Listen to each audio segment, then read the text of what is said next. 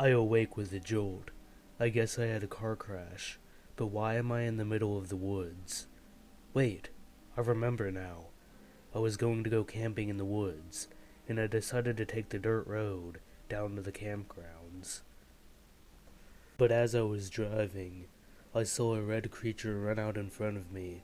Not wanting to run it over, I swerved out of the way, and then lost total control of the vehicle. I guess that brings us to now. I get out of my car, and I look at it. There seems to be major damage to it, so much so that it looked like it could no longer drive. The front of the car is completely smashed into a tree, which I find odd, because if that were the case, wouldn't have I gotten hurt?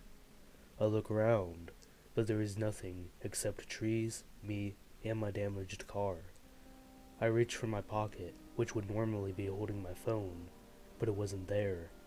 I looked in my car, and it wasn't there either. However, I did find a flashlight, so I began to use that. Knowing there wasn't much I could do, I just began walking in the hopes that I would find someone to help me. Hours had passed, and all I was seeing were endless amounts of trees. But then, I had the feeling like something was watching me.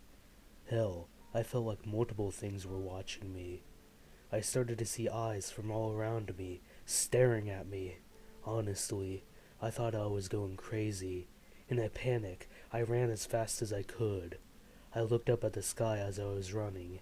It was a dark crimson. It was as if I had entered a literal hell. Then, I ran into something. I fell back and looked up at what I had ran into. It was a devil, or demon. I really don't know what this thing was. It had dark red skin. It had crimson-colored eyes. It was wearing a red tuxedo, and it had 2 horns on its head, one of which was broken in half. It picked me up by the throat. "What do you want?" I asked the beast. "Shut up. I don't care to talk." Then the beast begins to dig its claws deep into my skin, while dragging its claws down my body.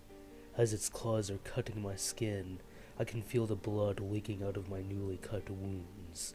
It now digs its fingers underneath my skin and rips a large amount of my flesh from my body.